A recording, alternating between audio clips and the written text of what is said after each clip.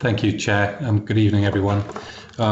So this, the panel will be committee aware that we have previously shared updates on children's services restructure and harmonisation post LGR on at least one occasion, possibly two, because the whole of children's services has been subject to restructure arrangements. Initially, children's social care completed their restructure, followed by a number of services which sit within my service unit, which is inclusion and family services. And I had some initial updates in January 2020, earlier this year. So this is a brief update because I had shared with the committee that all these services within and across my service unit would be restructured, and that would be complete and finished for April initially. Or thereabouts, with a fair wind, and plans were going well in terms of restructuring essentially early help and early help 1, early help 2 services, which is a significant number of individuals. It affects about 400 employees actually, and we went to a process of consultation in early March with a view to confidently moving things forward. But as it turned out, COVID came along, and we made the decision, and a responsible decision, I think, that it was not possible or appropriate to continue with the restructure in the way that we had scheduled for a number of reasons. I made the decision, which I reviewed on at least 2 occasions, to pause and pause again in terms of restructure, which was having quite a significant impact on individuals at the time, actually, because they've been living with a degree of uncertainty around their roles and their futures for some time. But as some of the challenges linked to the pandemic eased, we made the decision to progress with the consultation for a second time, with a view to completing the final restructuring of all early help arrangements, which dovetail very neatly into all the early help strategies, which I previously shared with committee, and all the processes linked to that in terms of ring fencing, job matching, have been completed. And we're now working through a series of staged interview processes, and I'm confident, with my fingers crossed, that we will have all the restructures within early help 1 and 2 completed for the 1st of September, which is very timely, not least because many of the services that sit within the service area are school facing, by which I mean they have a role in supporting schools. So it'd be really in the interest of our children and young people across BCP if people are clear what their jobs are, what their roles look and feel like, and organised in a certain way that they can maximally support all the children and young people in our schools and their school communities as we move into a new academic year. Notwithstanding some of the additional challenges that schools are going to experience as they come back in September 20 anyway. So in many respects, it's just an update for the committee indicating that we had plans to restructure. They got paused, but we continued as soon as was right and responsible. And I'm optimistic we'll have everything finalised within inclusion family services for the beginning of next term. Chair, that's kind of a brief summary of the report. I'm happy to take any questions. Thank you very much for that. Can I ask, do we have any questions? Councillor Lisa Northover. Lisa. No, sorry, Councillor Mike White. Mike. Thank you, Chairman. I think I've just unmuted. Did that work? Yes. Yes, I can hear you. I'm making reference to paragraph 3 of the report, which refers to what it says is a key document, the Young People's Strategic Framework 2020-2023. I'd be quite interested in seeing that. Is that something which is going to be made available to committee members? Thank you. Councillor, of course, I'll make sure that is circulated and made available to everyone on the committee. Of course, that's no problem. Thank you very much. LJ Evans, LJ. Thank you, Chair. Yes, Julian, you mentioned at the beginning that was a brief report. I think that may be one of the briefest I've received so far on Scrutiny. There's very little detail in it, unfortunately, at all. So we're dealing with 400 employees who have gone through a consultation process. What were the outcomes of the consultation? What changes are being made? We talked about in the financial assessment that there will be savings made in light of both LGR and COVID, but no detail given on that. I'd just like a bit more detail, if I may, please. My apologies, Councillor Evans. It was a brief report, because I suppose it was perhaps not sufficiently clear that I was building on some previous reports that I'd shared in relation to previous restructuring reports, but also the Early Help Strategic Framework, which is the document that Councillor White's just referred to, which makes it clear how we are looking to create a single set of services from 3 into 1, previously B, C and P, if you like, to create a single family support service, a single inclusion service, a single adolescent service, and then alongside that to make sure all the processes which support service delivery in relation to family support, inclusion, adolescent services are harmonised, so that if you're an end user of any of the services which are delivered by Early Help 1 and 2, which are the early help services, you get a consistent and response to no matter where you live across our local authority. Because of course, up until quite recently, depending where you lived was determine the nature of support you received and the approach that you received. In terms of providing a fuller answer to the question you've asked, Councillor, I wonder if I might be so bold to suggest that I could do an update on the implementation of the Early Help Strategic Framework, which is, if you like, has underpinned and shaped the structure of services which I'm now responsible for, perhaps in the autumn time. It's quite a lengthy document with quite a lot of detail in it, and it would probably make more sense to understand how services are being organised and subsequently being delivered when we've got all the services restructured in the way that I've outlined. And I apologise if that wasn't sufficiently clear. I wasn't trying to scamp on detail. I had previously shared some, but I can see that it might be useful to share some more for the future. Thank you. I think that's a case of be careful what you wish for, isn't it? I look forward to receiving the longer report next time. So generally clear some reading space there for LJ. Councillor Jane Kelly. Jane. Thank you, Chairman. Yes, my question is also about item 3 on your paper and area A. And I was just wondering about the already voluntary sector. Which organisations are you partnering with in the voluntary sector? And are you also talking about individual voluntary people who volunteer, i.e. sort of carers and those sorts of people? Apologies, Councillor Kelly, thank you for the question. So this is more a statement of intent, actually, around maximising the assets that sit within our community. We have a really vibrant voluntary community sector across Bournemouth, Christchurch and Poole generally. And the local authority are rightly trying to understand where it positions itself within the context of delivering its services based on the financial constraints that it's subject to, and working out how we can work with our partners across the voluntary community sector more generally, and understand what might more rightly and appropriately sit within the context of some of the services which do sit within communities.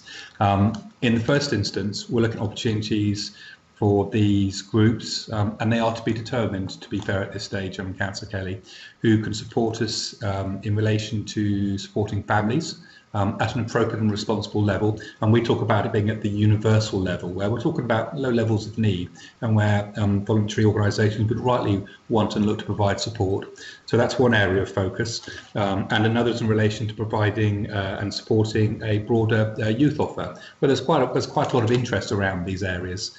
And this is very much about enabling communities to help themselves. It's not uniquely about the local authority or the council trying to discharge its own responsibilities.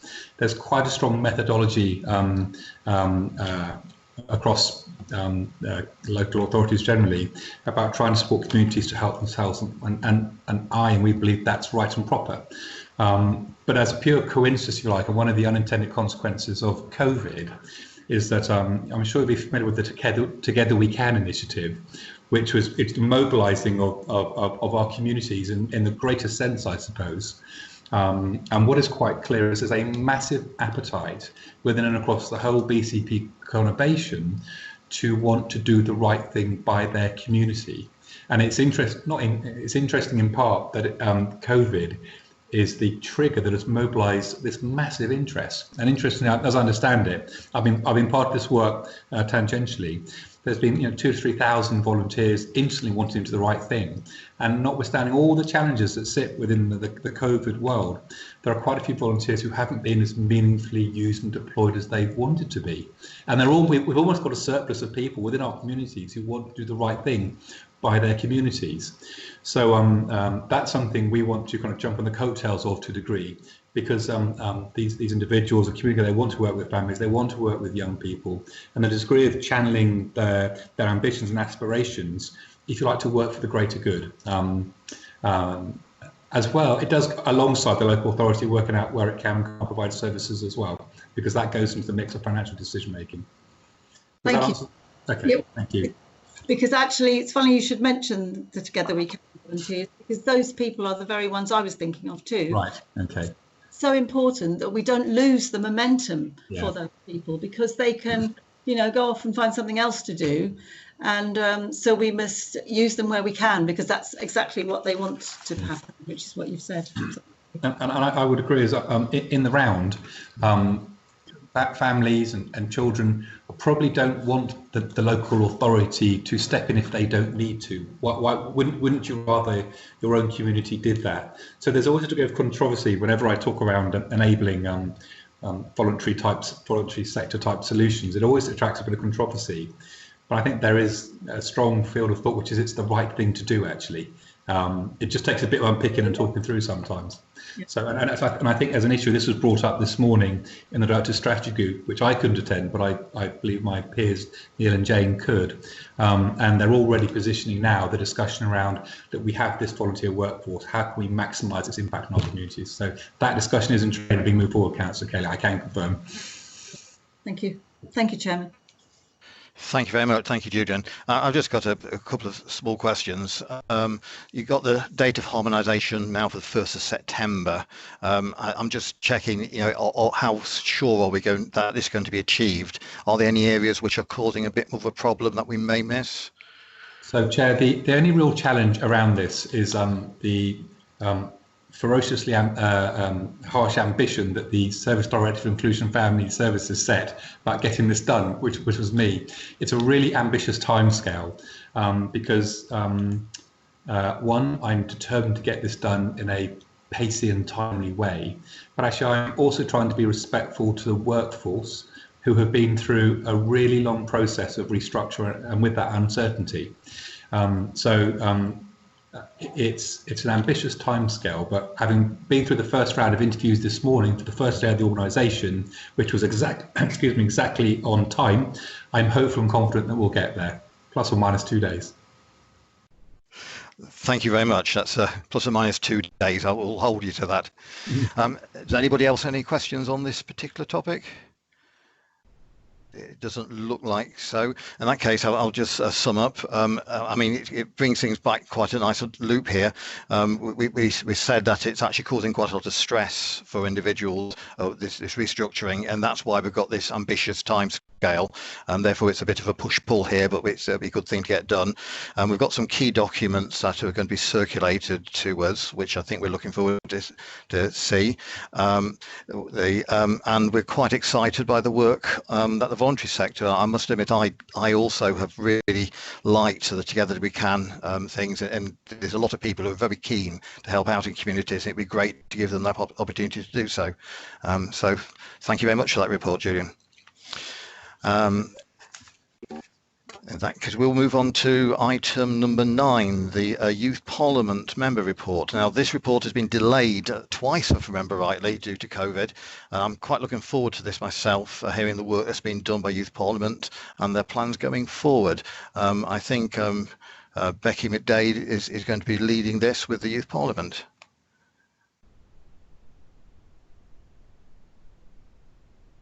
So, Chair, so this broadly sits under, well, it does sit under my umbrella responsibility, but and like you, I understand that Becky was going to introduce the MYPs. So I'm a bit concerned. Yeah. Is Becky there? No, Yeah, I am here now. Sorry, Excellent. my computer was not loading, but I am here.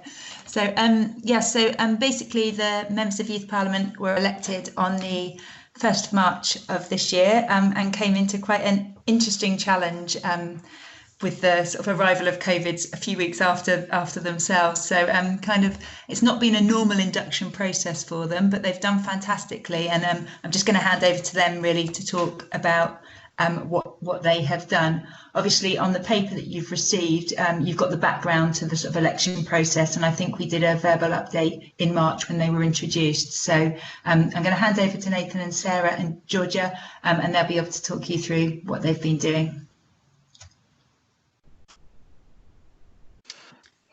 Okay, so hi, my name's Nathan, and I am the MYP for the area. So I just want to start off by talking about what we've done over the COVID period, because we were elected in March the 1st, and I think on the same week we had to go into lockdown. But we've been trying to do lots of stuff over that time, which included the newsletter, which we did weekly, which included things about how to keep mental health all good during the lockdown, how to keep up with studies, and lots of other stuff like that, which we sent out weekly, and we received lots of good praise about that from people from all over the ages and stuff like that. We also created some videos which we put out on the BCP comms, and they were also about the great things that young people were doing during this time. So I talked about my volunteering at my food bank, and Adea talked about what she was doing to keep in touch with her friends. Those videos were both viewed over 2,000 times and reviewed really well. We also set up our Instagram account, which we're using to keep in touch with lots of young people, and that has gained over 166 followers so far. So I'm going to hand over to Sarah to talk about her personal campaign on the environment. Hi, so I'm Sarah. I'm also MIP for the area. Really exciting things going on with the environment. Our biggest thing at the moment is we've planned a virtual youth assembly around the climate emergency. It's going to happen over the summer holidays. We've created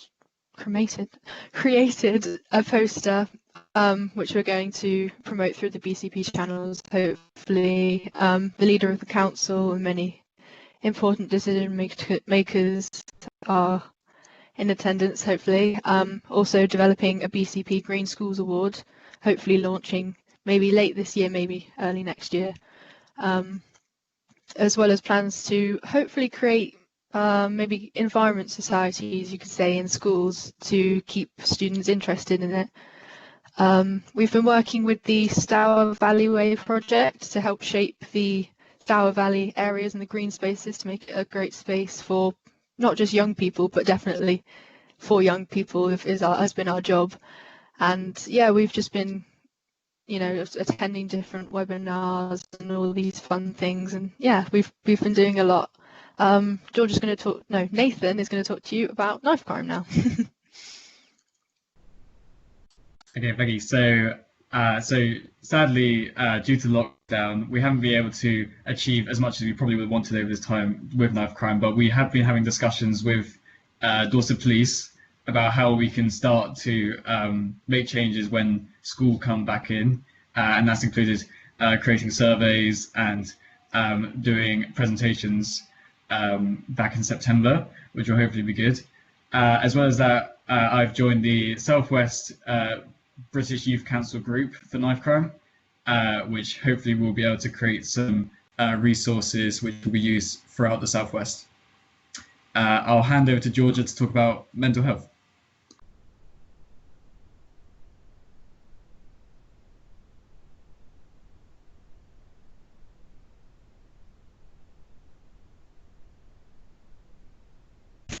May well be that Georgia's internet has cut out on us. I know she's had some problems. So Sarah or Nathan, do you want me to update on mental health, unless Georgia's going to join us? Yeah. So Georgia has met with quite a few different organisations, Dorset Mind, some local listening ear charities, some of the mental health in schools teams that are being formed, and a local organisation called Wired, to try and develop an idea that she's had about creating a resource for young people, made by young people, to help teachers deal with panic attacks during the classroom environment. So we've got some planning days happening over the summer. There's a poster about to go out around that to create the content and the look, and it's hoped that that will be launched in time for exams next year across the schools. So that's Georgia's plan on that. Are we coming back to one of you two now to talk about Adea's project? Perfect. So Adea is leading on the PS8G campaign. What's happened? She's had meetings with the Dorset Healthcare's PS8G coordinator from the sexual health team, and plans for further exploration of the the education within schools around sexual health and that sort of area. Held a call around C cards, which hopefully we can build more awareness about, as lots of us didn't know what that was. Obviously school closing has been difficult, but she's also started the discussion about what is actually needed in a useful curriculum, because it's become apparent that it's not encapsulating enough. But yeah, I don't know much, but I think that gives you a general gist of it. Back to Nathan.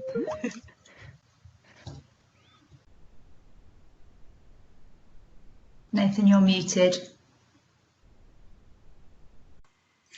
Sorry about that. So yes, I just wanted to say that that's the summary of our campaigns, and we've been very fortunate to work with lots of people from the council, including Councillor Moore, Councillor Burton, Julian, and many other people.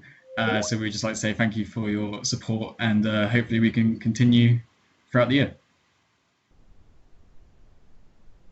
Well, thank you very much for that input. Does anybody have any questions?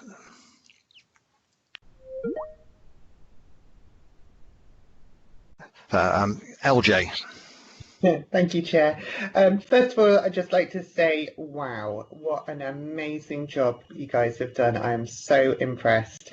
The newsletters in particular, I thought such an amazing resource, and must have been so appreciated by your fellow students going through an incredibly difficult time, with loss of peer support, loss of structure, loss of education. Yeah, I thought those were absolutely amazing. Just a very quick question. What are C cards? We're obviously all meant to have heard of them, and yeah, have never heard that term. It's funny because a lot of us hadn't heard of it either. Becky, what's the official term? I was going to answer it, but I don't know the word. So yeah, so it stands for Condom Cards. So it's so if a young person wants to access contraception, they can have received kind of they have a chat with a youth worker or a sexual health nurse and can get issued a condom card if they pass Fraser guidelines. And that means that then any place that issues condoms, they can kind of take their card and show the card, and they don't need to go through all of the questioning process the whole time. There'll be more of a chat, so they're able to access condoms in their youth centres and community settings and things. But we did a piece of work with some of the team that promote that from Dorset Healthcare Sexual Health Team, and one of the key messages was that a lot of young people hadn't heard of that scheme being available to them, and so yeah, about how we promote that more. So C card is Condom Card. Brilliant, sounds like a great idea, thank you. Thank you very much. Councillor Lisa Lewis. Lisa. Thank you, Chair. Well, actually, I was going to ask exactly the same as Councillor Evans. So now my question has been answered. I was very intrigued about that. But I also would like to, well, express my huge admiration for all the work that's been done. It's just so useful. And I especially liked the advice on working, and I'm thinking working from home, and I'm thinking of using the Pomodoro technique. That sounds an excellent idea, really good way to get things done. So well done, and thank you so much. Thank you. Councillor Beverly Dunlop. Beverly. Thank you, Chairman. I realise this may have already been covered before I joined the committee. I was just curious as to where the 4 areas of focus came from. How were they picked? Who picked them? The environment, knife crime, mental health, young people and COVID, and the personal health, sexual education. Is that what the acronym is? Yeah, and mental health as well. Guys, do you want me to give a bit of context in terms of how you were elected and what you had to campaign on, and then talk about that? So every year, the British Youth Council run a campaign called Make Your Mark, where it's to try and get as many young people to pick their top issue. And what we do locally is say that any of our candidates that are campaigning for Youth Parliament need to stand on 3 things, and 2 of them have to be from the top 5 locally. So nearly 6,000 young people end of last summer, beginning of last autumn, completed a questionnaire to say what their most important issue was, and then that helps form the campaign. So we had 45 candidates, and these were the ones that they campaigned on. So each campaigned on 3 topics, and then when they were elected, we worked together to work out which they want to focus on. So the 6,000 young people that first put that issue forward and then elected them kind of helped shape what their campaigns are. Sarah and Nathan, I don't know if you want to say a little bit more about why and how you did that. Just to say that Georgia did say that she's trying to talk to us. She can hear us and listen to us, but she can't actually, we can't hear her. So she wanted people to know that she was going to contribute, but was unable to speak. So. Yeah, I'll just say that knife crime is something that affected one of my friends, and therefore it was an issue which I really wanted to do so that I could help people like him and not to have anyone else suffer in the same way he did. So that was the reason for me. Okay, thank you very much for those answers. Councillor Sandra Moore. Sandra, you have a point to make. Yeah, thank you, Chairman. Yes, well, could I just thank the MYPs for letting me come to their meetings, and I have enjoyed being with them, and I think they're doing some really good work, but I would just like to make a proposal, Chairman, if I may. A suggestion has been made in a document that's going to be presented at Cabinet tomorrow morning, and the suggestion is to give the MYPs their own budget. Now, I thought this was an excellent idea, so I asked the MYPs what they thought, and they agreed. They liked the idea. So they suggested that if they had a budget, they could perhaps spend it on Green School Awards and C cards for the PHSE lessons. I would like to propose that consideration is given for our giving them a small budget. Obviously, this is taxpayers' money, so all the financial people will have to have their input and get all the legal bits right. And of course, members will have to have their say. But perhaps, you know, having made this proposal, having started it off, perhaps I could pass it to you, Chairman, to make sure this is done properly through this committee. But I do think, you know, lots of other local authorities do this, apparently, and I do think it's a really good idea, and I hope you'll be able to consider it favourably. Thank you. Thank you very much for that, Sandra. Now, I think for a proposal, we need somebody from the committee to make that proposal. Therefore, I will rely on somebody to come back on that, and I'll revisit it in a moment. Councillor Mike White, you want to... Well, yes, I think it's very timely, because this proposal was actually put forward by our group as part of an alternative budget proposal. So I'm very happy to support this. As the portfolio holder said, it's done by a number of other councils, and the idea followed by a number of these councils is to create a pot of money which the MYPs can offer out for various projects, and they can then take a view on which projects they wish to support and which projects they wish to allocate funds to. So this is something I'm absolutely delighted to support, and you know, I'm pleased to see it moving forward. So I'm happy to formally propose that as a recommendation. I did have another comment to make. I wanted to refer back to the main recommendation in this document about MYP members being on this committee. And I just wanted to say that I really welcome the contribution that they do make to this committee. And I certainly, for one, fully support their ongoing involvement. That's it. Thank you, Richard. Thank you very much. I was sort of relying on you to make that proposal, Mike. Your name was in my mind when I said it. So we have a second, I think LJ. Are you happy to second that proposal, the first proposal? Yes, absolutely. Okay, so do we have anybody who doesn't want that to go forward? If you'd like to type in the box. In that case, I think we can take that forwards. And we also have a proposal from you as well, Mike, to have the members of Youth Council as co-opted members of the committee, which I'm also very happy to support. I think the amount of work that's been done here and the insight that we get by having Youth Parliament as members of the committee is actually invaluable. Can somebody else, would anybody else like to second that as a proposal? I'm happy to second that, Mr. Chairman.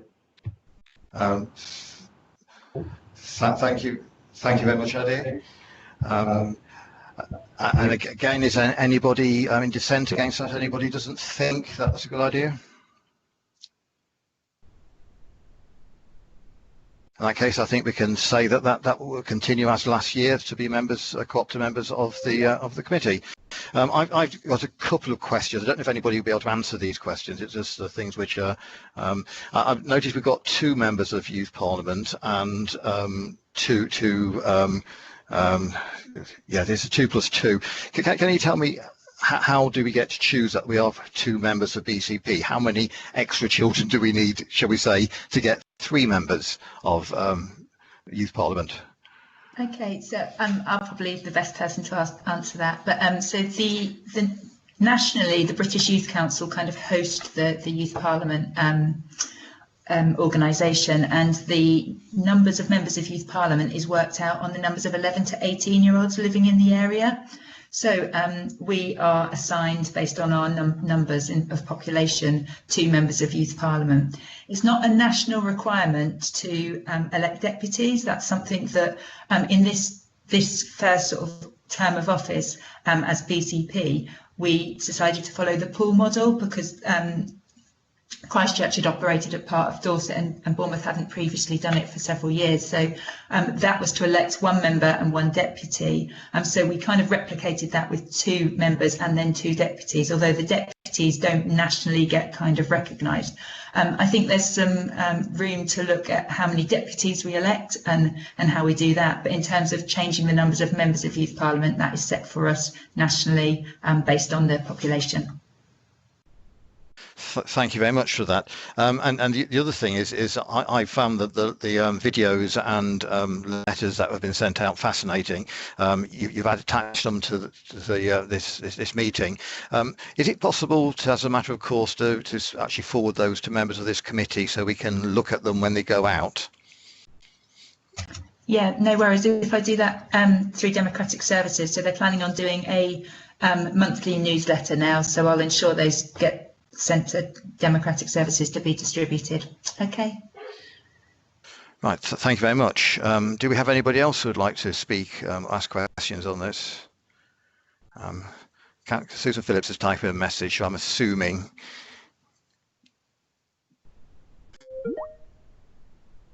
Just released. It may not be poignant now, it might be under other business, but it's to do with a corporate parenting committee with the youth. So would you like me to hold that for other business, or would you like it to come now because we're talking about MYPs? It's your choice. Yes, I'm just trying to. I think maybe under business, probably because they are 2 separate issues. I'm really happy for that. That's so yeah. Please bring it up at that point. Bring me back later. Happy to do that. I will. I'll have you on my mind. Thank you. In that case, just to summing up, I think we all like to say how impressed we are. I think wow was a term that's used. We've had a bit of education. We now know what C cards are, and how the Youth Parliament chose what their topics were. And we've had a couple of proposals. We have a budget sorted, and the members of Youth Parliament are going to be co-opted members, continue this year as of next.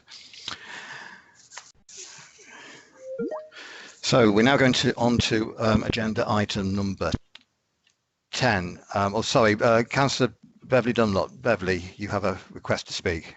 You know, sorry to jump in. Can I just make a quick suggestion that they've mentioned the Instagram account, and it's actually very, very useful. Can I suggest that we all actually go and follow them to start with, and we encourage people we know, our children, grandchildren, to start to follow them as well and promote that, because Instagram is really where younger people are looking. They're not looking at Facebook and stuff like that. So I think whatever we can do to promote that that Instagram account would be good. Thank you, Chairman.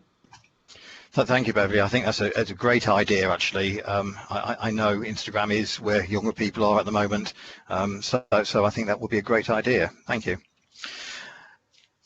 In that case, we'll move on to agenda item 7, children in care and care experience young people improvement journey. Those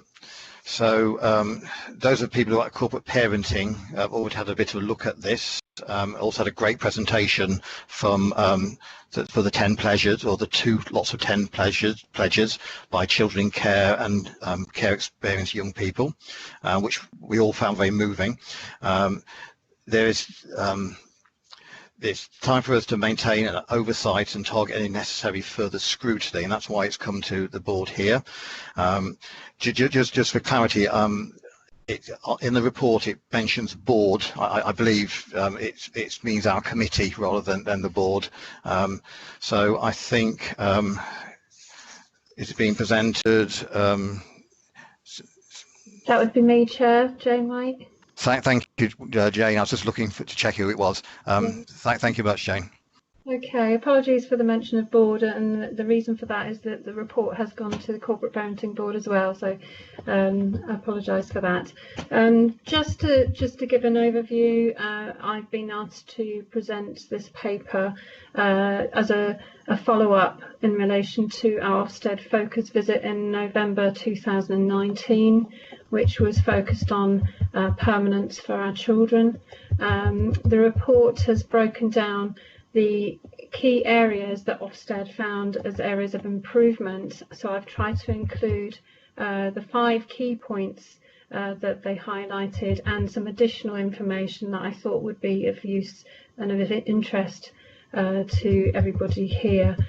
So just going down the report, I would start with permanence planning, which is key for our children.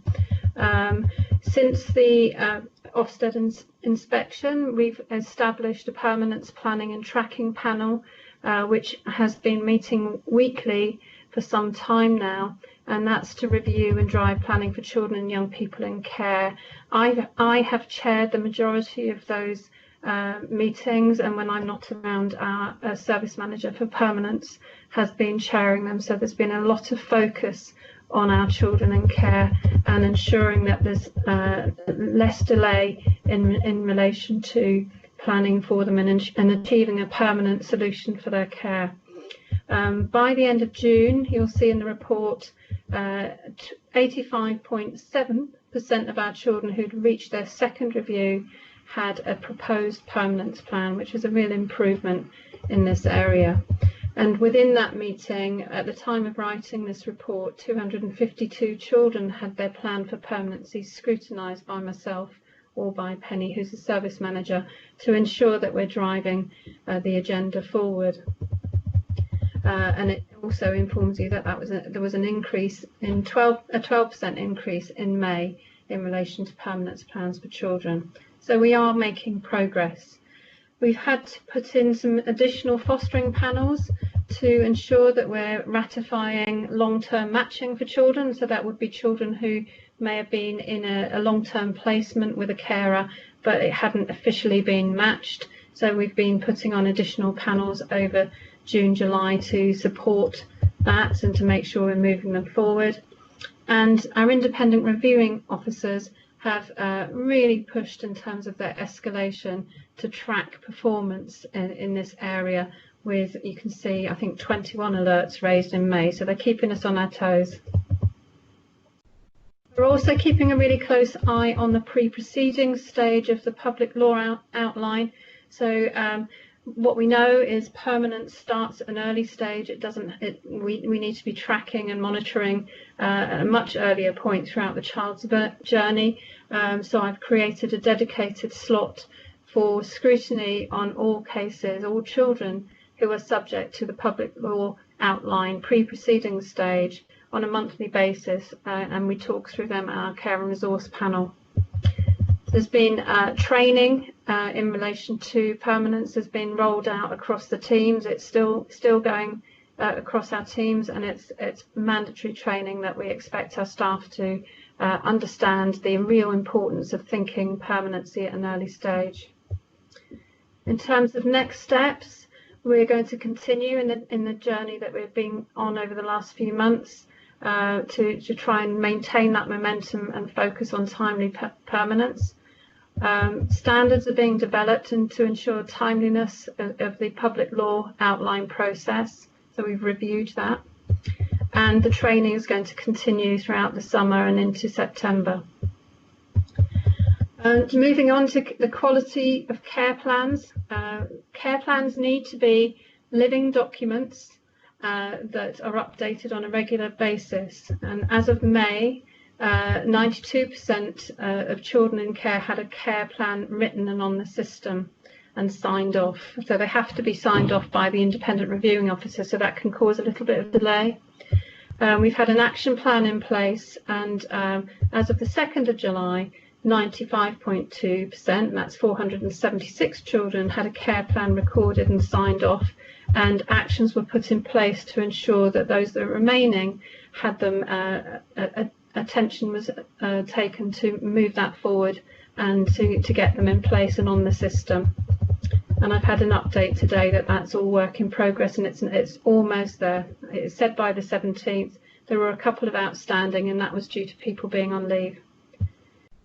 In terms of next steps, we really want to think about, not just numbers here. We want to think about ensuring that that our staff know what good looks like, and that the quality of care planning and pathway planning for children and young people is good.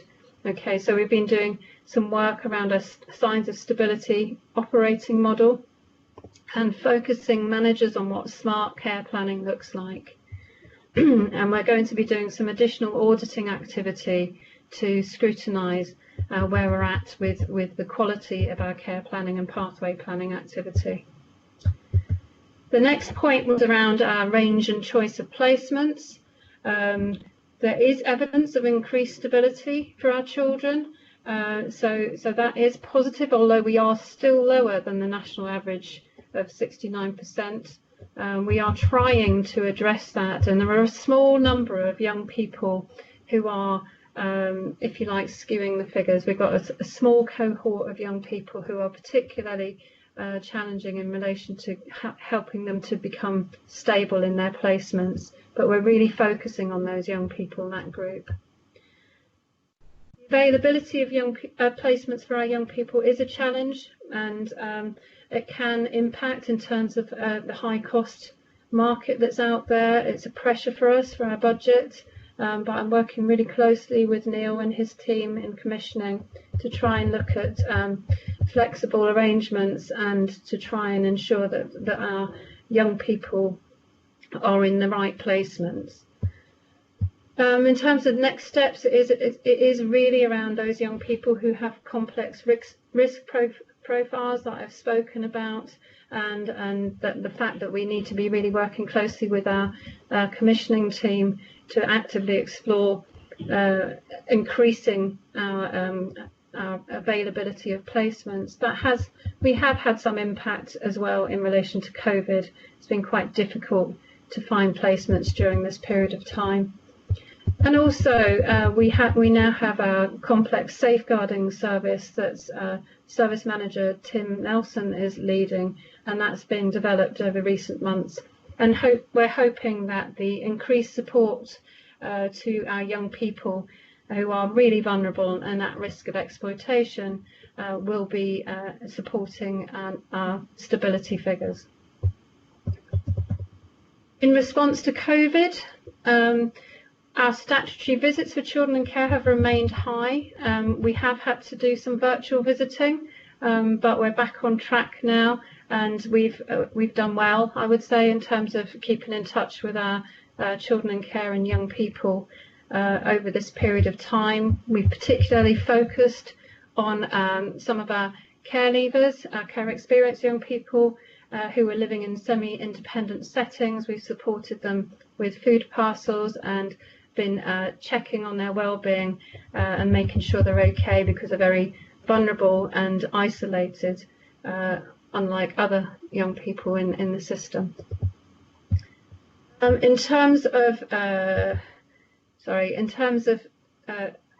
our initial responses to COVID, our child and care reviews did dip initially in March, but they're back up there, and we're back up to the higher percentage of reviews taking place in timescales for young people, and young people have been involved in their reviews, and it was about 82% of children took part, an active part in their last review, which is a positive thing. Not all young people want to do that, of course.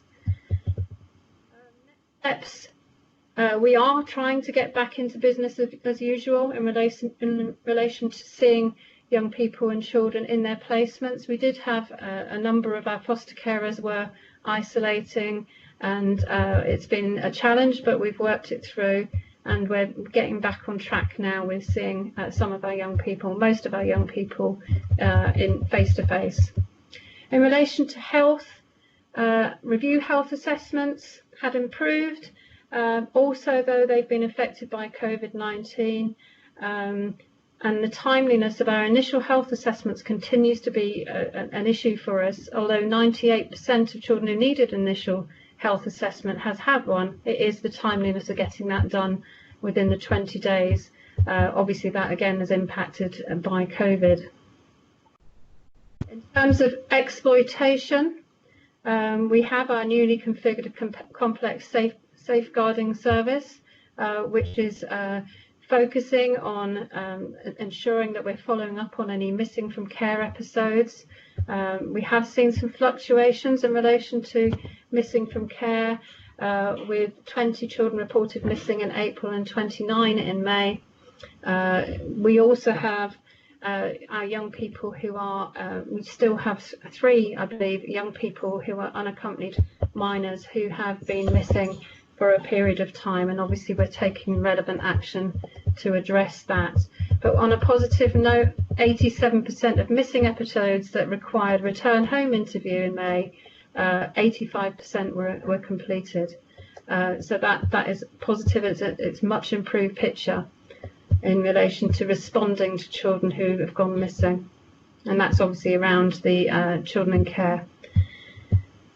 We do have some, in terms of education, training and employment, we have some concerns in relation to that. We have, bear with me, sorry, concerns in relation to children who are absent, and the average attendance figures, and children missing education.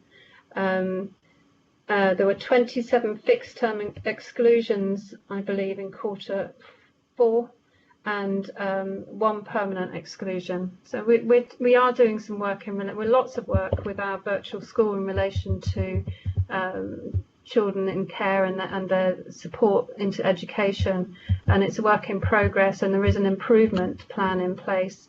You may want to ask more questions about that, and I believe Julian might be able to offer some answers in relation to education. But the virtual school is working hard, drawing up a hard to place policy. IROs are raising alerts in relation to children and school provision, and we're all working together to try and improve that. sorry, that was quite lengthy, but there was quite a lot to say. I have attached a chart, a corporate parenting quality impact scorecard, which will highlight to people the areas that are red. I don't know if everybody's got access to that. So that's looking at the key performance indicators. Yes, I believe that was sent out to us recently, so we all have access to it. Okay, so you'll see the areas of red are long-term stability, which we're working on, and as I said, that's about that group, that cohort, as well as anything else. Health assessments, education, and permanence plans was lower, but it's much better now. So there's quite a lot of activity been happening. There are 3 young people in bed and breakfast that we are concerned about, but we're working really hard to move them forward because we don't want any of our care experienced young people in bed and breakfast. I hope that's covered everything for you, but open to questions. Right, thank you very much. Just before, I just have a couple of questions just for clarity, and it's a strange question actually, because it's words that you're using quite a lot, which is permanent planning, permanence, and parallel planning. Now I've got a feeling I know what those words mean. Could you just make sure you give us a definition? What is your definition of permanence, and what is the definition of parallel planning? Okay, so the definition of permanence is where we have a plan in place for a child or young person which will indicate where they're going to be in the long term, who they're going to be living with. And so it could be adoption, it could be special guardianship order, it could be long-term fostering, it could be returning home to family and friends.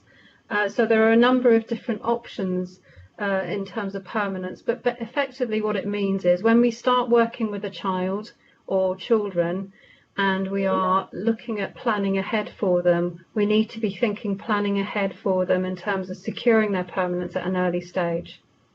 Okay, so we have meetings that are permanence planning meetings where we start to discuss what are the next steps for this child or young person, particularly when they've come into care, but even building up to hopefully preventing them from coming into care, because permanence can be within their family. The parallel planning is thinking about contingencies. So thinking about, okay, we might think that the right plan for this young person is, for example, to return home to their family, but what if we can't get there, and what would our plan be then? So it's a contingency plan. So sometimes we plan for returning home, but also we're working alongside the adoption team, for example, in case that's not going to work out through the reports, etc., through court. Does that make sense? Yes, thank you very much. That makes absolute sense. So I believe Jane Kelly. Jane, I think you were the first person to ask to speak on this. Thank you very much, Chairman. Yes, Jane, you've done a massive amount of work here to work on improving the situation for our children in care, and I find the section on permanence planning is really complicated. A lot of those anachronisms you've explained what they all mean, IROs and PLOs and what have you. Yeah. But it's quite hard to follow actually. If like me, you've never actually come across all this before. So I'm just wondering whether we as panel members, I don't know what you think about this, Chairman, whether we could have a bit more training on the process of how this happens, because I would appreciate that. Yeah, I mean, I'd be happy to set something up for you in the near future to talk through what it is complicated. There's no getting away from the fact it is complicated, but I appreciate when you're not working within it, that it can be quite confusing. And you're right, there are lots of acronyms around. I mean, yeah. But you're doing it every day, so you understand the process. Yeah, absolutely. But yeah, I'm happy to try and arrange something if that's what people would like me to do. Well, I don't know about others, but I certainly would. Well, either on a one-to-one basis or as a group. I'm happy to. Thank you. Personally, I'm a big fan of training, so I would like to support that. Thank you. Lovely. And may I just, sorry, Chairman, may I just say one more thing? I was wondering whether it's in the health assessments or in the various meetings in the permanence planning, do you sort of understand and notate the mental health situation for each of these young people? And I wondered whether it had deteriorated over the lockdown and the COVID period, please. Yeah, I mean, that's a really good question. We do have a process that when children and young people come into care, there is an undertaking for what's called a strength and difficulties questionnaire, which is linked to their mental health and completed throughout the initial health assessment and review. So if they score, some would say it's not a perfect system, but they score against what a young person or child is saying around their mental health, and if it scores at a certain level, they trigger some intervention.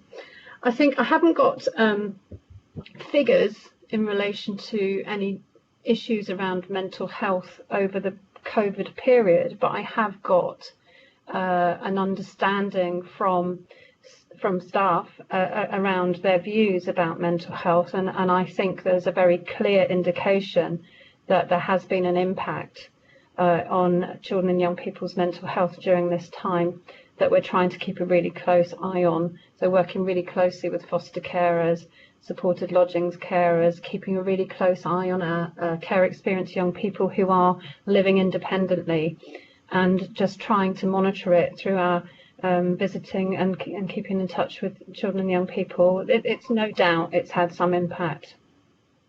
Thank you. That's really helpful. Thank you very much. Councillor Lisa Northover and Lisa. Hi. Hi. Is my camera on? Yes. Ah, Yes, I can see you well. Okay. I wanted to ask about the education, because I know that through the college I talked to quite a lot of young people who are in our care, and if you haven't really got if you haven't managed to get your GCSEs and then you are trying to find some sort of course that is fulfilling and satisfying and interesting, what is available if you enter into the college system? And there's only one facility we've got here anyway, so there's not really a choice of anywhere else to go, that young people have to go through these very lengthy courses to get through sort of level 1 English, level 1 maths, and then level 2 English and maths, and during that time it's very difficult to be doing any other course at all that that might actually hold their interest. And I've seen it's not really just about looked after children, but I think it may affect them more, particularly if they're separated children seeking asylum, that it's really, really demoralizing, and they can really feel that they're just not progressing at all. And it can take 2 or 3 years to even get to the point where you are at the point where you're doing something where you're actually starting to learn a proper skill. And I do actually think that this may also knock on to why some children feel that there's nothing really in this area for them, and then want to start to look at moving to other places and going off and thinking that perhaps it's the BCP area is, just doesn't really offer them any hope. So I just wondered if there's any work going on with the college to find a better deal really for 16 to 18-year-olds who probably are quite capable but haven't got those qualifications required to get onto interesting courses. Okay. Well, in a moment, I'll draw upon the expertise of my colleagues, but just to say that throughout the COVID period, we've had a almost weekly meeting with colleagues across the service who focus on education, training, employment, etc. And specifically, we've been looking at those children and young people who are looked after, or children in care, and our care leavers who are struggling in terms of their education or achieving a placement, for example, for education. And we've been working really closely together, and we pulled forward all of their personal education plans and reviewed their education situations, and we've moved into the 16 pluses and put some dedicated, or Julian put some dedicated resource in to help us to focus on our 16 pluses in relation to what they're going to do next and how they can achieve their aspirations as young people who've been in the care system. So there's been a lot of work happening in relation to that. In terms of what they can get from the colleges, is not my expertise, but I would ask if Julian or Neil might be able to answer some of that for you. So, Councillor Northover, I'll start, but I'll also hand over to Neil. So there has actually been some very, notwithstanding our efforts in relation to providing for children in care post-16, there are some pretty sustained challenges which are being experienced in this area at the moment. And that really is about our ability to meaningfully engage young people, young adults of that age, in curricular activities that they're motivated to do. And that probably draws on the point that you made, I suppose. But we're trying to be really proactive in responding to that. And we are, and will consistently in the future, restructure our services, particularly in the virtual school, to make sure we have probably a more assertive approach to supporting children in care post-16, where actually historically it's quite difficult to engage them in the kind of curriculum which will motivate. So there is a kind of known challenge in that area. In terms of the offer itself, I can't comment too much on that. What I can offer some reassurance around is that I chair the Virtual Schools Strategic Board, which takes a whole system approach for the education of children in care from earlier settings through to primary age, school, secondary age, post-16 and through to university. And post-16 college is represented on there and is really well engaged, as is the universities, obviously, in trying to understand how we can get the best outcomes for children in care post-16 and beyond, and make sure we have the right opportunities for them. As you suggest, it's probably a bit of an imperfect model, and possibly the offer could be broader. But we are consistently working with this area of the sector to make sure the offer is good and as broad as it should be. In terms of trying to get the right offer at an individual level, I'm not sure what your personal background is in this area, but all children in care are required to have what Jane referred to as a PEP, the Personal Education Plan, which is a completely personalised understanding and response through a plan of what the young person's education offer should be, no matter what their age is, if they're a child in care. This is the foundation of which there's a shared understanding across children's social care and education providers to make sure the offer is right for a child. We're just introducing a new approach to PEPs actually in the next academic year, which I think will also be better at ensuring that children are engaged with their education by making sure they ask the right questions in the right way by the right people at the right time. That answers some of the questions you raised, but not all of them, and I've worked around them a bit. I'm going to ask Neil if he's able to offer any more commentary around the range and breadth of offer post-16 and beyond. But I don't know if he'll be able to answer that. Neil, can you add to that? Yeah, thank you, Julian. Good evening, members. So the issue that's been raised is one we're familiar with, and some of you have heard me talk about before, about the breadth of our post-16 offer. We have some excellent post-16 providers and some excellent courses, but the breadth of the offer is not great enough. And we are working with our schools, our colleges and other providers to try and broaden that offer so that it meets every child's needs and isn't only focused on, for example, the academic, where we probably have an overrepresentation of academic sixth form type provision and an underrepresentation of vocational type provision that gives that breadth of course that I think Councillor Northover was referring to. So the Learning Partnership Board has that as one of its priorities. There are representations of the post-16 sector on that board, and that's where the work to support that is going. We're also working with people like the LEP and others to ensure there are links to industry, so that the other issue that Councillor Northover raised about young people feeling there is a route into a job for them in BCP is supported, and we're very keen to take that forward as well. And you'll be aware probably that the college quite recently scaled back or stopped its academic sixth form offer for this very reason, amongst others, but certainly with our conversations with them about this, in terms of having a broader vocational offer that gives different opportunities within the BCP area, and enables children to stay in the area and study the courses they'd like to. There are alternatives. We have at the college. Some children, quite a number of children, travel to Brockenhurst College. We have lots of post-16 provision. We have other offers, but like I say, it is a key priority for us to expand the breadth of that offer to ensure that we can offer the right course for all children and young people that reflects their skills, talents, and abilities. Thank you for that, Neil. Now, Councillor Mike White, you're down to speak next, but I've just noticed, Eddie, you've put an exclamation mark. I was wondering whether this carries on about the post-16.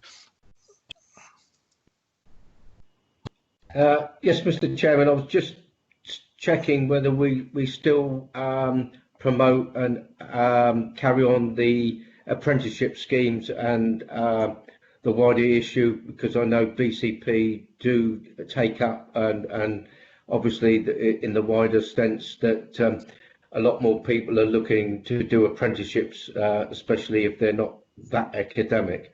Thank you. Can I chip in there? So just so you're aware, I've been working with the service to identify some of our young people and in relation to what they want to do next in terms of education, training and employment. I've pulled together with the service a list of young people who have, alongside what they're interested in and what kind of opportunity we need to try and identify for them, and we are looking to try and match those young people with an opportunity which could either be work experience, traineeship, apprenticeship, it could be work, to help them on their journey and to support their CV as they're moving into employment as such. I've got that list now, and I'm looking for internal support from the council to provide opportunities for those young people, but also wider support from anybody who's linked to a business or some form of place that somebody could, I can't get my word out, sorry, some form of opportunity that could be given to our children and young people. So that's my challenge over the next few weeks. And it's quite a long list, and it's not that they all haven't got anything. It's just that we want to build on their experience, and we want to provide them with something from the family business as such. So there is actually a paper next week going to CMB, to talk about that. In terms of the current offer, I'll pass over to my colleagues to see if we can answer that bit around apprenticeships for you. So Councillor Pitt, you'll know we do a lot of work around apprenticeships through the school improvement team. Every school has an industry mentor that is allocated to it from companies like Microsoft and big engineering firms and those sort of things, to try and help that bridge between education and work, particularly in the local area, as you'd imagine. And very much part of that is opening up the opportunities around apprenticeships. So we have some specific funding that we can use to support children access apprenticeships. So I think the answer to your question is yes, we do support apprenticeships. Yes, we do move forward. As Jane says, that there are many opportunities, or some opportunities, and hopefully more coming within the council, but there's always more that we could do. And as you know, it's very much about how apprenticeships are seen, and I think that is changing. And as you say, the demand is increasing, and we are keeping up with that demand, but looking to create more. So we really do want to push the apprenticeship route and have some really good support from, once again, the LEP and from industry to do that. Okay, thank you very much for those answers. Councillor Mike White, you are next to speak. Yeah, thank you, Chairman. I'm going back to the supplementary papers with this agenda item, which was to do with the key performance indicators. And particularly, I'm going to item 4.2, which is red, which is to do with looked after children with an initial health assessment within 20 days. Jane, when she spoke, commented that COVID has been an issue here. I can understand that. But pre-COVID, the Q3 figure for 2019-20 is that only 3% of these assessments were done within 20 days. The target is 90%. So it seems to me this represents a total failure by somebody to step up to the targets we've got. So I appreciate her comments. Thank you. Okay, so you're right, Councillor White, in that it was unacceptable in terms of where we were at. There's been a lot of work happening over recent months to try and look at the process for referring for initial health assessment had been quite complex, and a member of Neil's team has been working with the service to try and work alongside health colleagues to make that an easier process and to put in place measures to ensure that we are moving quicker in relation to those referrals. I think certainly it has improved recently, and there's a lot of work going on behind the scenes to make sure that's happening. Yes, of course, COVID did impact because they weren't doing them for a period of time. We know that young children and young people are having their initial assessments, and a high proportion, 98% in Q4, had their initial assessment. The issue has been around timeliness of getting that organised and arranged. So we recognise that was an area of an improvement. I believe it has significantly moved forward. I had a conversation with somebody yesterday to say it had hit 60% or in the 60s, and it's heading in the right direction. But you're right to point it out. I don't know whether Neil wants to say any more about that, but we are definitely working forward, and it's going in the right direction. So just to add a small amount, Jane, thank you for that. I would say that the really poor performance that you've highlighted, Councillor White, was the result of a number of things coming together. As Jane said, there was a really complex system. There were capacity issues within health. There were new people in role, and I don't think it really reflects, as Jane has said, the number of health assessments that were being delivered, only that they were not being delivered in a timely way. So they weren't being forgotten or not undertaken. It was the timeliness, and we've picked that back up. And as Jane has said, with colleagues, we've worked to put in a system that's much more efficient now, a much better electronic sharing of information with health services.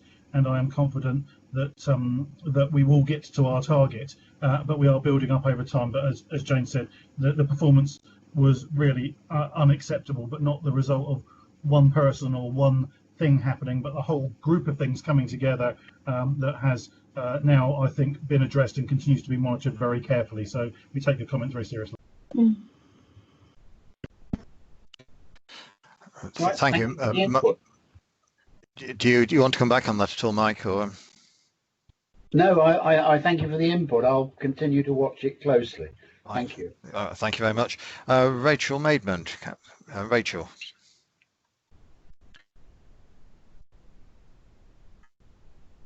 Thank you, Chair. Can you hear me?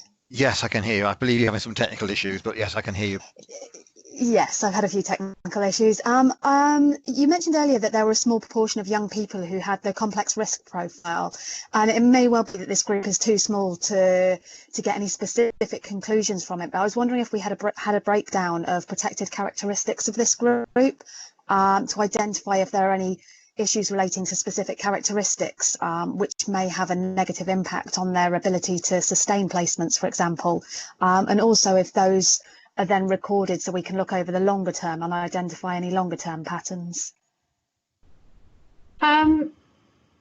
We do understand the characteristics of those young people. I don't have that with me, but it's essentially young people who may be at risk of exploitation, and young people who have been involved in criminal activity and have some very complex issues. Some of those being mental health, but I would be wrong to quote them all today without looking at that in more detail.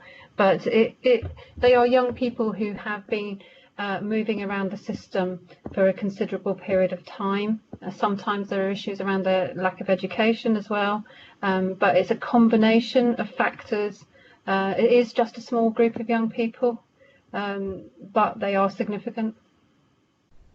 I don't know if I've answered your question because I can't give all the detail in the meeting tonight, but we are we are closely watching it, and we're looking at how we can provide a real wraparound support for those particular young people to try and settle them into a stable placement. That's really reassuring. Thank you. Thank you. Is it possible to share some of that information with us at a later date? We can give you a report on the profile of the small group. Yes. Yes, I think we'll find that quite interesting. Councillor Lisa Lewis. Lisa.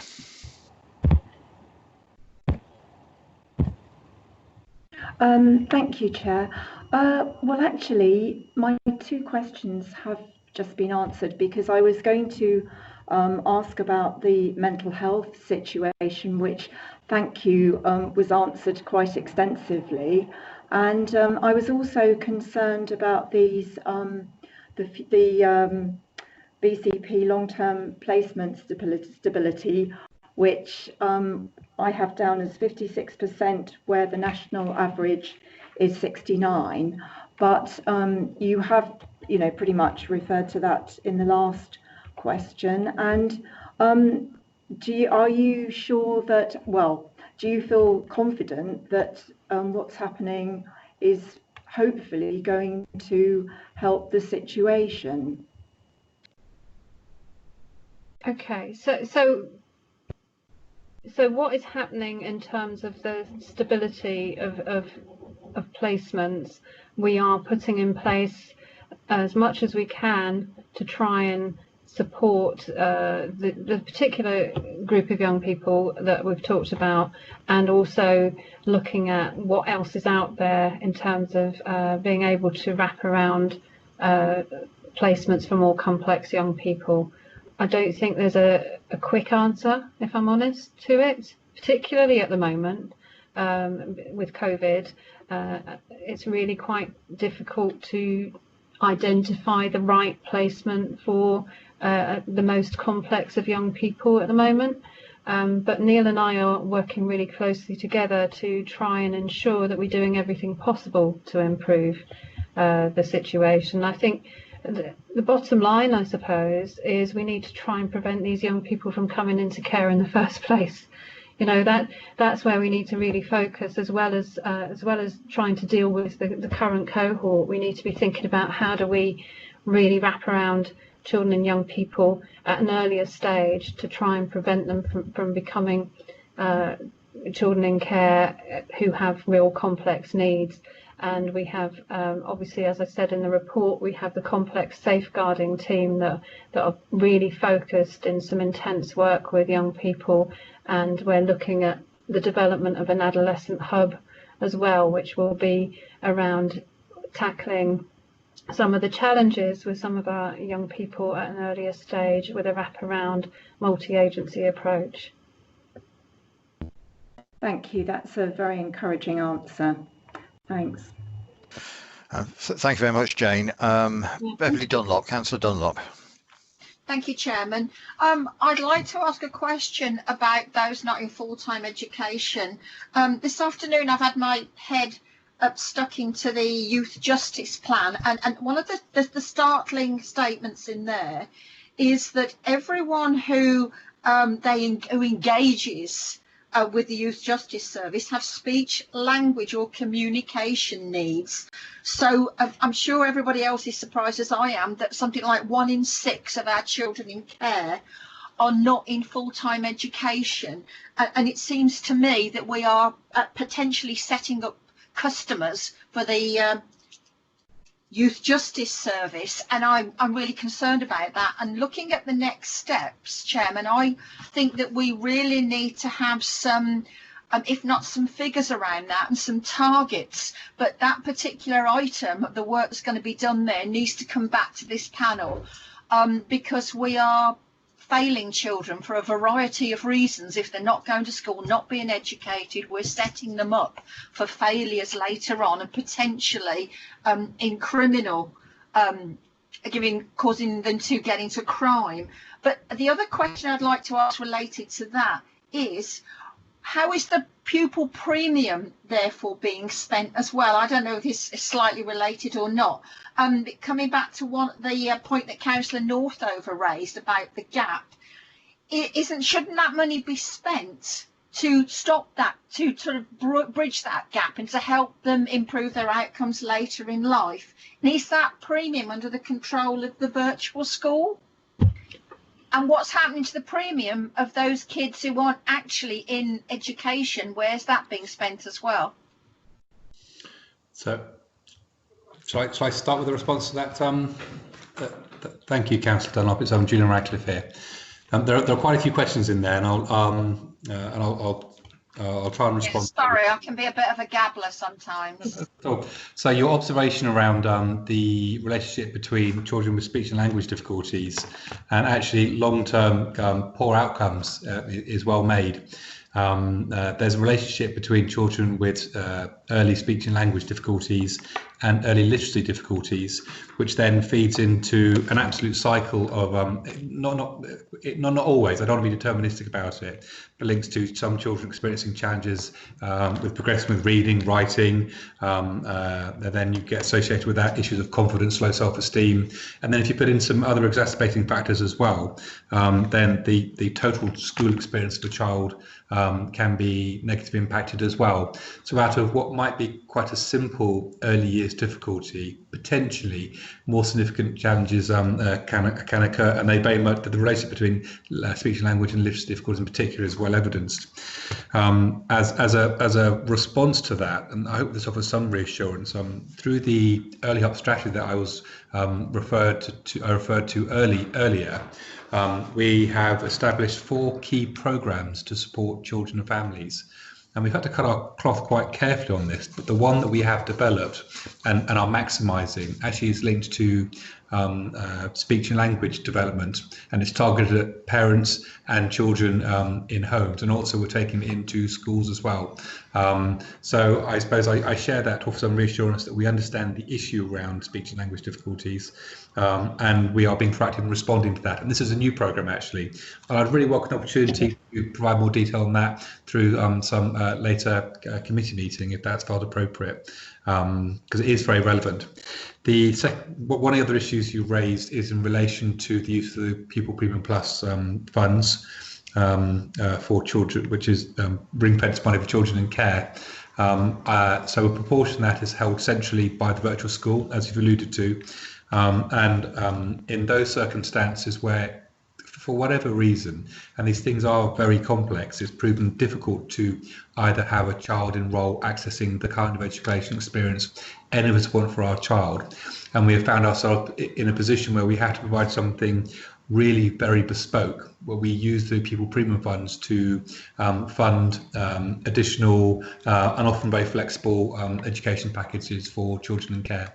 So I can offer absolute reassurance that the use of Pupil Premium is very carefully monitored and accounted for, and actually is accounted for through the personal education plans I referred to earlier as well. Those were 2 of the questions you asked. I actually can't remember the others now. Well,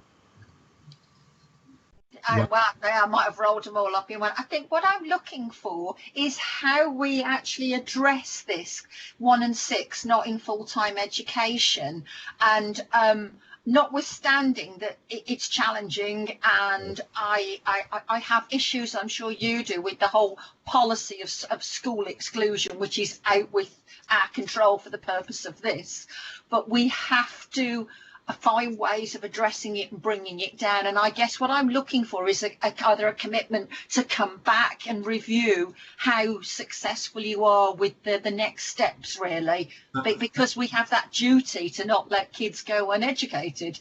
So you're absolutely right, Councillor Dunlop. I'm very happy to come back and do some updates.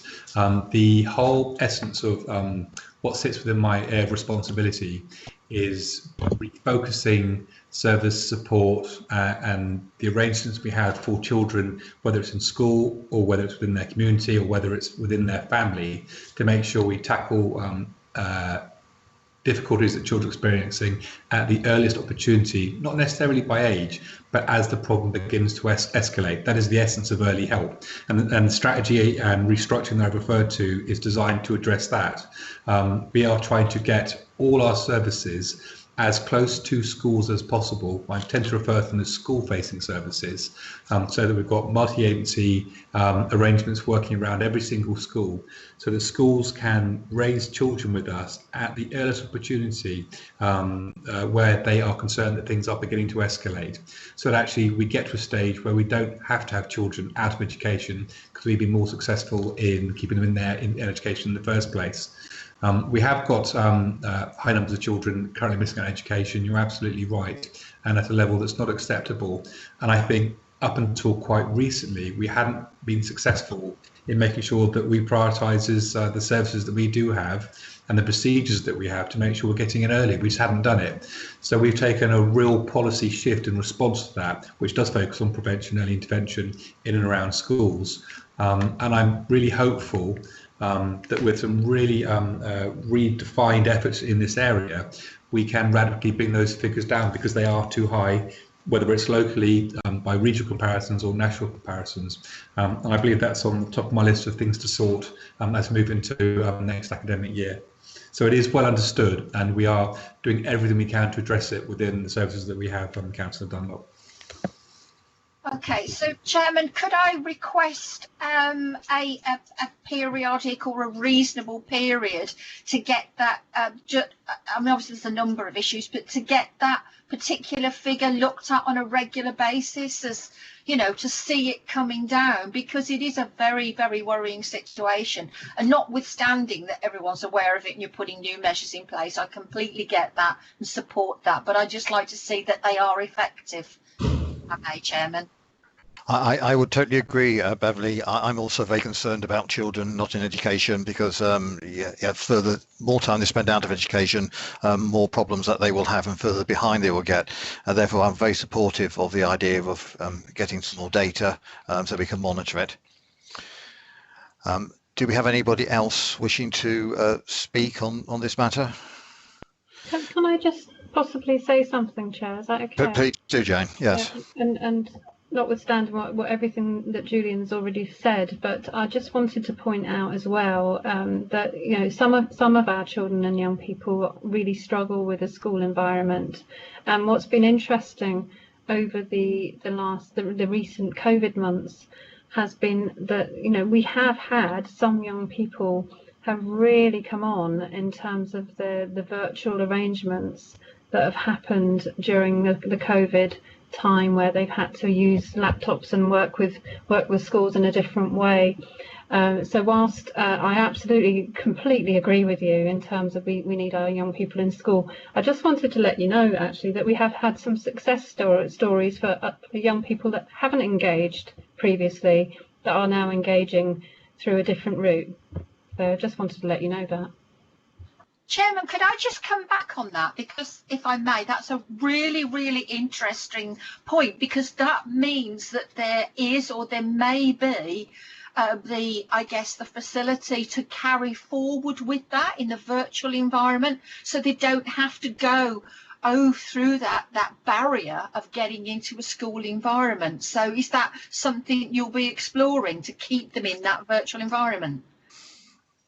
I think, Julian, do you want to answer that? Yes. Jane, thank you for that point. And it's just been well noted on a number of occasions how, generally speaking, we work extremely hard to enable and encourage children and young people who've really struggled with school for a number of reasons to nonetheless go to school, and it creates a fair amount of tension and actually can create some really complex challenges, and with that challenging behaviour when children and young people for whatever reason don't feel they can go to school. So the potential benefits of an online learning experience for children and young people has been noted. But I suppose there's the fine line around that, maintaining a slightly persevering perspective around trying to encourage children and young people to manage the day-to-day demands that school place of them, because their day-to-day demands, notwithstanding everything that they will have to adjust to in their lives as they grow up, whether they're social demands, emotional demands, learning demands, or whatever. So it's a point really well made. But there's a balance attached to it, but not with, even so, I would still rather a child was accessing something remotely and we were able to quality assure that experience and be confident that they were making progress with their learning than they were accessing nothing. So like most things, there's a middle road attached to this, but the benefits of online learning have been noted actually, and that's nationally, it's just not locally actually. There's been a lot of commentary around it. I think one thing that we can learn from this, and that we all know, is that everybody is different, so some children have found it a great strain not to be at school, and some children have found it a great blessing not to be at school and learning by different ways. Councillor Moore, Sandra, you requested to speak. Yeah, thanks, Chair. I was just going to follow on from Councillor Dunlop, what she said about the NEETs. We used to have, in my pool days, a paper that came once a year, I think, to explain what we were doing, where we were and what we were doing. And, you know, could I suggest that, you know, you carry on doing that, because it was actually really helpful. And also the business about alternative provision for young people who have been excluded or can't go to school for, you know, school phobic or for whatever reason. But it's always interesting to know, you know, what provision is being made for these youngsters. And I'm just throwing it out, Chair. I'm not trying to interfere with you. I just thought it might be a good idea. Thanks. I think that might well be a good idea, because we have a lot of interest in it, don't we? Do we have anybody else wanting to speak on this matter? In that case, it leads to me to try to sum up, because we seem to have covered quite a lot of ground on this. I think we've talked about training quite a lot, and those people not in training, and I think we have a lot of interest in that, because I think that came up many times in this conversation. I think we all agree that there's been a mental health impact that keeps coming up as a theme actually in many meetings. We also talked about the old family business and trying to use the family business to try to get some more training for young people. The health assessment we talked about for a while, and I think we're quite concerned about that, but accept that it has been noted and some differences are being made. And we've talked about the pupil premium and how the money's being spent. I think that probably basically sums up what we talked about. In that case, I think we move on to item 11. Significant changes in maintained schools for September 20 and 21. This is going to Cabinet, I believe, tomorrow. And so, as I know Sandra is very interested in the views of the committee, we're looking for the committee to recommend this report to Cabinet and any recommendations from the committee. I think Neil Goddard, I think you're introducing this one. Thank you, Chair. Yeah, I will introduce the report. Members will be aware that we've spoken many times about the need to increase the number of special educational need places to meet the needs of pupils across BCP, and also to reduce our reliance on the market for independent, non-maintained special schools, which are of good quality but expensive in our local area. And we've done a lot of work, and you'll have seen reports going through Cabinet about increasing the capacity of our special schools, and also about creating new provision within schools within the BCP area. Like all elements around school organisation, there's quite a lot of regulation that moves around creating additional capacity. This report relates to one part of that. So the 3 schools we're talking about this evening are maintained schools. So the schools still maintained by the local authority. You'll be aware that we have a heavily academised ecosystem within the BCP area, many academies, but we're talking tonight specifically about maintained schools. Where we're making changes to academies, the Academy Trust itself undertakes those changes and consults and does all those sorts of things. So what you've got in front of you are 3 proposals for the expansion of provision at 3 maintained schools: Linwood Special School, Winchelsea Special School and Somerford Primary School. And there's a process to be gone through, and that process has started, and hopefully from the report you'll have seen that these proposals have been out for consultation. We've received that consultation and considered the feedback, and that forms part of the report that's before you. As the Chair quite rightly pointed out, this goes on to Cabinet tomorrow for a decision-making process, and Councillor Moore, I'm sure, will take forward any comments that are made this evening. Very briefly, in relation to the proposals that are in front of you, in relation to Linwood. So Linwood is, as I'm sure you know, a special school within the Bournemouth area that has a number of satellite units that it operates around the BCP area. And the proposal we have in front of you is to expand one of those, which is Springwood, which is co-located with Heathland School in the north of Bournemouth, and also to permanently increase Linwood into a building that it now operates, which was originally an architect's office, I think, adjoining the school, and now has allowed the school to offer more places. So that's the proposal for Linwood. The proposal for Winchelsea, once again, to expand and to make permanent the satellites it has at Old Town, for example, and to expand the age range of the school to enable it to take post-16 students.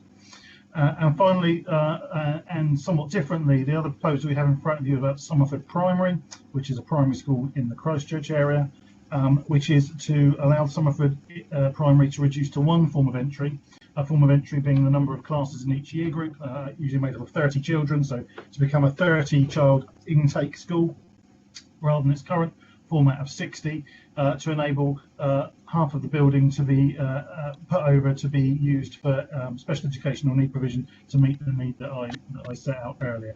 So those are the proposals that are in front of you. I think the key issue that's been raised on this report is about the reduction of Somerford and the ongoing demand for spaces in the Christchurch area, particularly with the building proposals that there are in that area.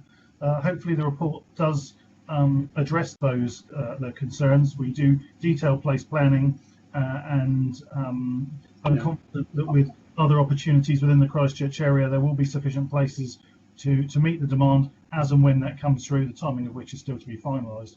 So those are the proposals that are in front of you, and we'd be happy to take any comments or answer any questions on what's in the report for you. Thank you very much for that, Neil. Councillor Mike White, you thank you, Richard. I'm really very happy to support this. In principle, we do need these places desperately in our special schools. I just find the report is slightly vague on the financial implications, and we're seeking confirmation that we do expect that the costs associated with this will be met within the DSG high needs budget. Thank you. Thank you, Councillor White. Yes, a really good question.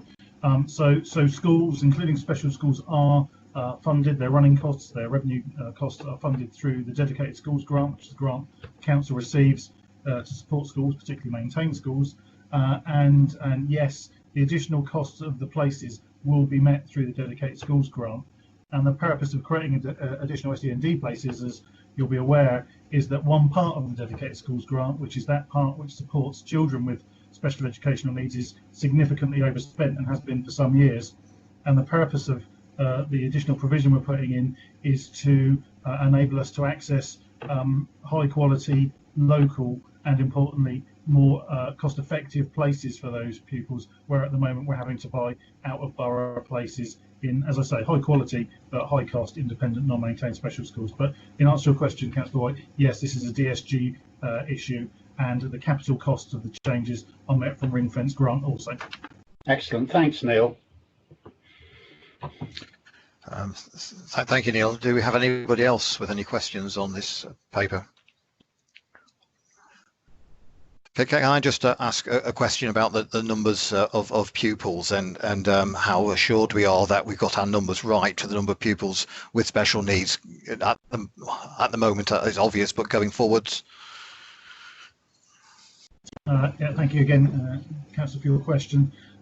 Yeah, once again, we do some detailed work in projecting as best we can special needs as they come through.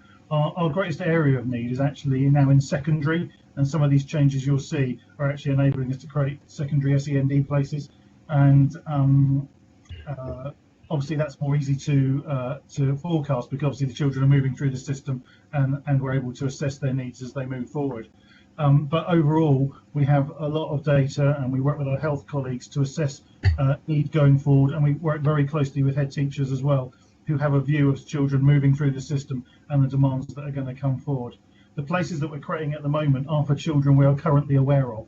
We haven't got ahead of the game yet. We haven't got to the point where we're creating places for children who may come through based on projections. These are children we absolutely know about. So I can assure you, as soon as these places are created, probably even faster than we would like, they will be filled, and we'll continue to have to create more spaces over a period of time. And as you know, this is a multi-year programme, and there will be more options coming forward in the future. But absolutely, we are confident that these are places targeted specifically at children we know about and the needs that they present. Thank you very much for that answer. I think we're all quite in favour of this report then, unless anybody tells me otherwise. Therefore, I think we can recommend it to Cabinet.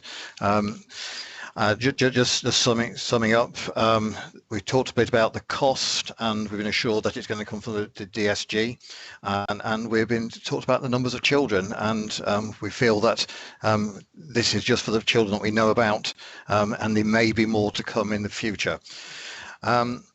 Okay, I'm going to go on to any other business next, because I know I've got something hanging here from Susan, who I think now might be the best time to put it in. So, Susan, would you like to deal with your issue next?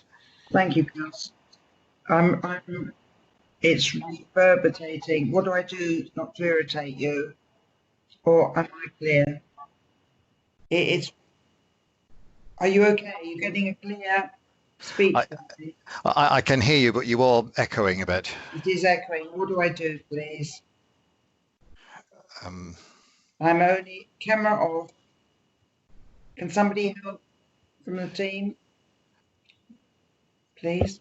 You could use the written side panel, so you could type something if you find it difficult. No.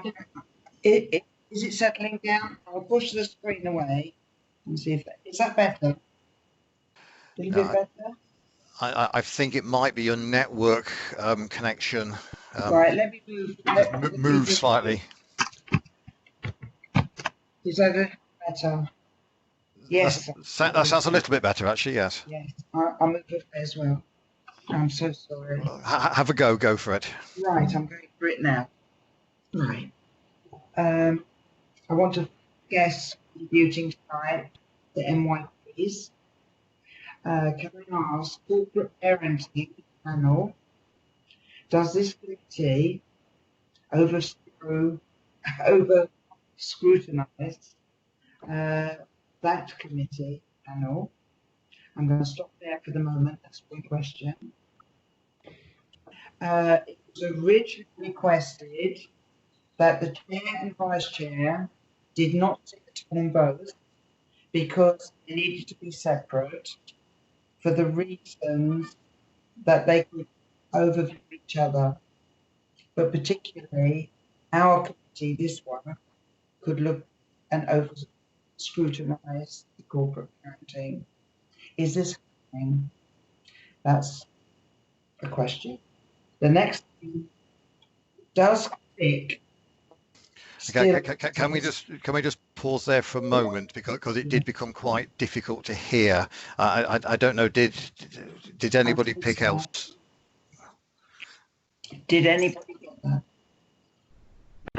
If you don't mind, Chair, I think what I heard was a question over the chair and vice chair sitting on both corporate parenting and scrutiny, and whether that was correct. I think No, it that's doesn't what... anymore. It does not anymore. But do we as a panel overview that committee and scrutinise them?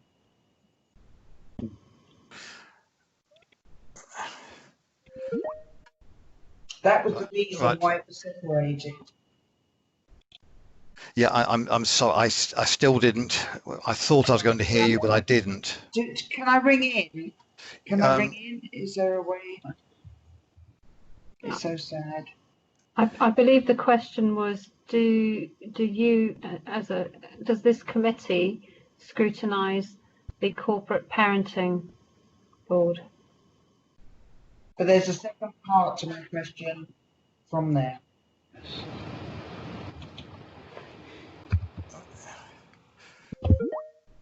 Yeah.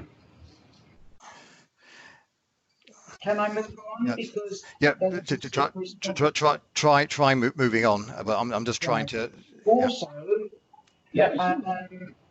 we had foster care children called Click, and they were under Lisa Mail, and I just wondered if that still continues. And when Jane mentioned 252 children in her overview today, we had corporate children and we were corporate parents to them. Are we still corporate parents? I'm that's so vital and important. Yeah, I am very. I am finding it very difficult to because it sounds like an important question. Can someone speak to me on that? Can someone phone me and I will put that question to them? What I'm thinking here is it possible that we could put this item on the agenda for the next meeting and we could deal with it properly? If you could send in the question to me, and then we can have a proper response at the next meeting. Yes, fair enough. Yeah, so if you email the questions in, then we can deal with it properly at the next meeting. Thank you. Yeah. Oh, is that a bit clearer now? No. No. Thank you. We'll leave it at that. Thank you. Coming to the meeting dates, just to note, the next meeting says 22nd of September. I would like to go back to the action sheet and talk about the forward plan. Just note the action sheet. We have a few problems due to COVID. Has anybody any comments on the action sheet at all? Any worries about it?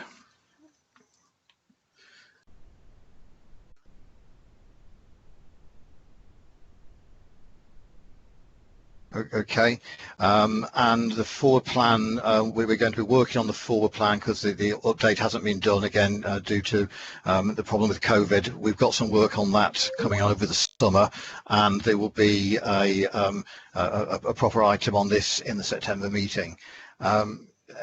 Eddie, you'd like to speak? Yes, thank you, Mr. Chairman. It was just to catch up on what Jane White was saying earlier on, but we did raise it earlier part of the year, and we had a report back in January, and we were supposed to have a report back every quarter on the number and reports on our looked after children and the child exploitation and also county lines. So perhaps for the next meeting, Mr. Chair, could we then have an update or report on how we've progressed from January this year to our next meeting? Thank you. Yes, I can certainly ask to get that sorted out, Eddie. Chair, can I just say I've cleared because a new screen came up and I've got a clearer speech, I think. Is that clearer now with you? I can hear you much better now, yes. Good. May I just go for it, because it's in my karma at the moment that I wish to ask the question. So okay. I've had an answer from Jane, thank you, to say that Click and Lisa Mel are still working together. Jane, you mentioned 252 children. Are we still corporate parents to those children? Yes, if they're still in the system, but if they've been adopted, no. So if they're still children in care or care leavers, then yes, we're still corporate parents.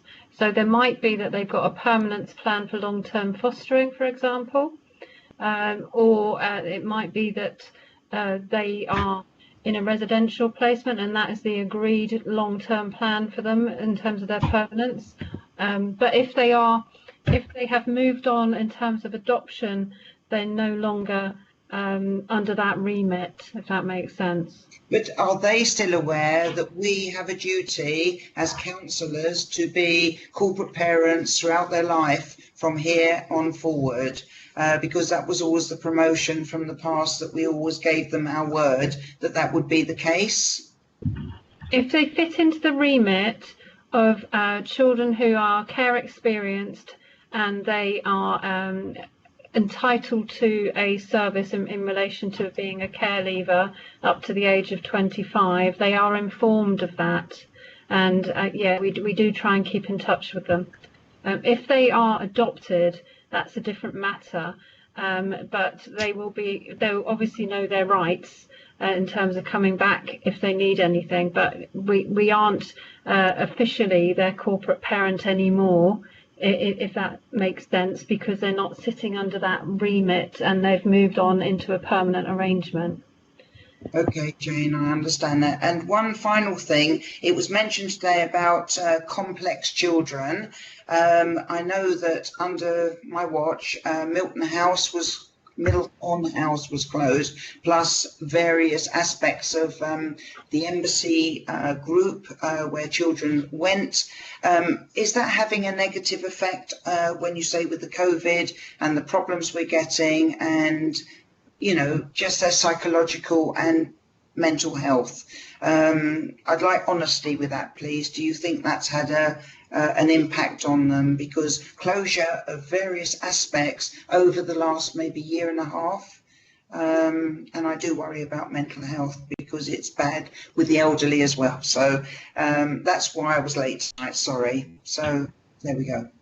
Sorry, can I just clarify the question again? So is the House, Neil, you will remember we closed Milton House for all the right reasons. It was all analysed and understood. There were 5 children under Milton House who were in the jurisdiction of the police, not doing the correct things, and I'm sure there were other aspects that maybe I wasn't aware of.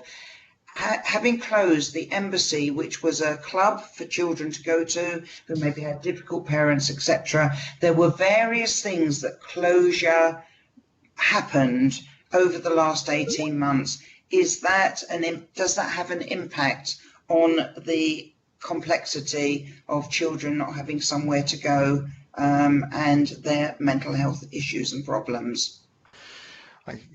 Can I just intercede just here for a moment, because that's quite a specific question. It might need. Yeah, I'm just thinking probably you need to give the officers chance to answer that question with a bit of thought, rather than trying to do it off the. And the other point I think you was making was about the members of corporate parenting, the fact that myself was on corporate parenting and chaired ONS. Was that right? Oh no, nothing to do with you whatsoever. It was in my time as vice chair for children's corporate and also overview and scrutiny together, and did both of those. And it was decided you couldn't be on both panels because the overview and scrutiny panel couldn't look at corporate parenting and be constructive with the analysis of that. So they severed the two away. Nothing to do with you, Councillor Burton, at all. Are you on both at the moment? I am on both at the moment, yes, because I do also feel a slight tension here. I mean, I'm on corporate parenting purely for the interest reasons.